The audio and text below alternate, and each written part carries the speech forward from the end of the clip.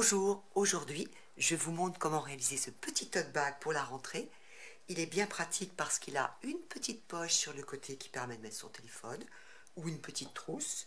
On peut y ranger des documents A4 sans problème.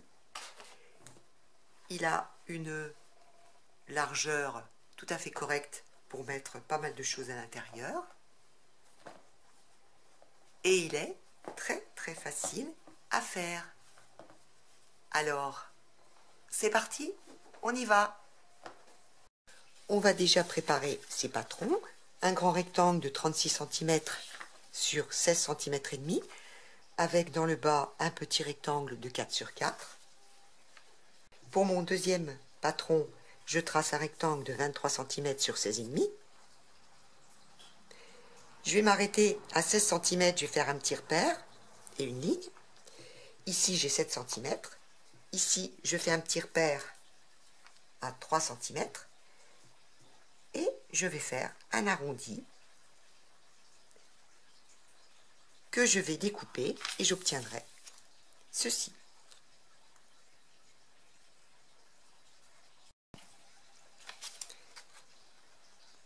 On découpe sur le premier notre petit carré de 4 cm.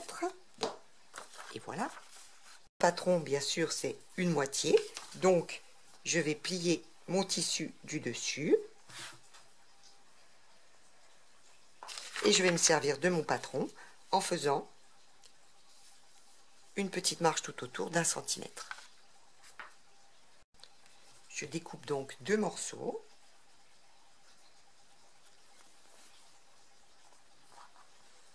Suivant ce patron.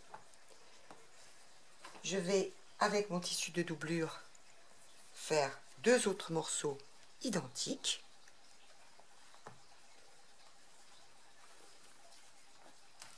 J'ai donc 4 morceaux.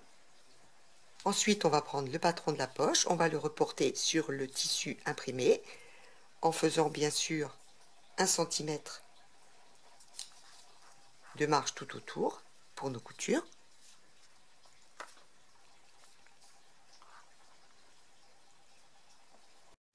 On prépare un rectangle de 23 sur 16,5 en comptant une marge de couture d'1 centimètre tout autour.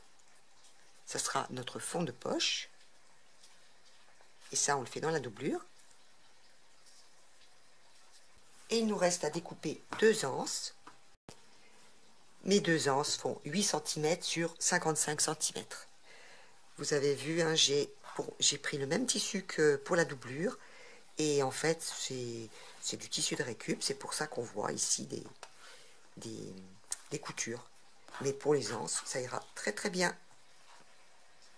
On est parti pour la couture. Première étape, je prends le tissu de mon sac et je vais positionner ma poche envers contre envers sur le haut. Voilà. Je vais l'épingler et je vais piquer à 1 cm tout autour ici. Une fois que l'on a bien piqué dans l'arrondi, on prend des ciseaux cranteurs et on va découper en suivant cet arrondi le bout qui dépasse.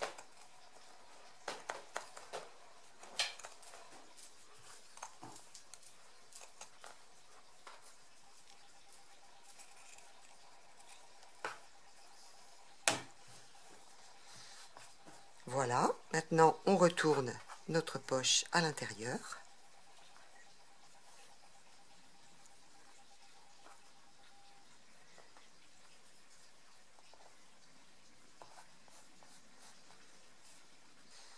Voilà ce que l'on obtient devant et derrière, quand on a tout bien repassé. Maintenant, on va faire une petite surpiqûre le long. La surpiqûre est effectuée. Maintenant, on prend le fond de poche. On va le positionner juste derrière, bien à plat.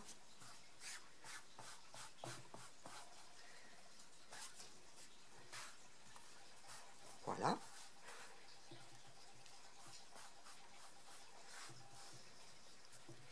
Et on va piquer ici, ici et ici, afin de fermer la poche. On a cousu notre poche.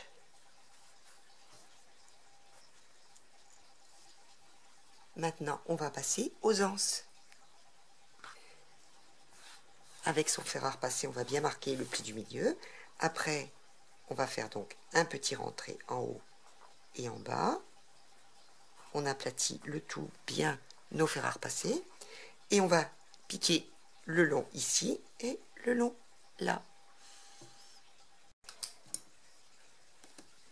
On va marquer l'emplacement des anses à 5 cm de chaque bord.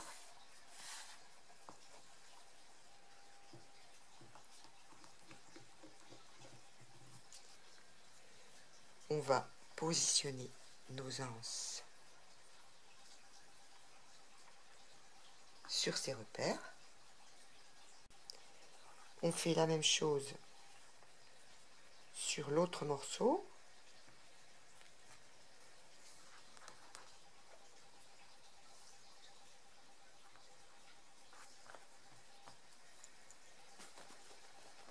On positionne la doublure endroit contre endroit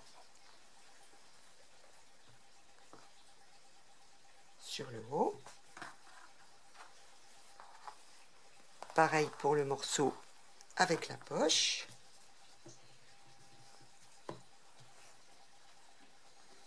Et on va piquer à 1 cm du bord pour assembler la doublure, le sac et les anses. On va superposer endroit contre endroit nos morceaux. On met bien nos anses. On met une petite épingle pour que la poche ne bouge pas. Voilà, on superpose l'autre morceau.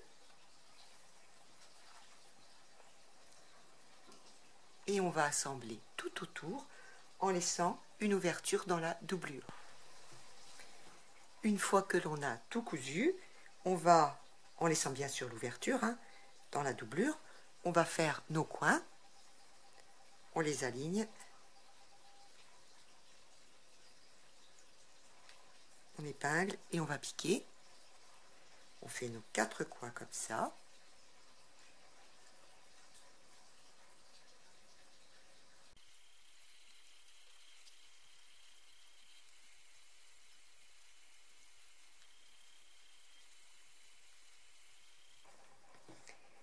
Les coins sont cousus, il ne nous reste plus qu'à retourner par la doublure.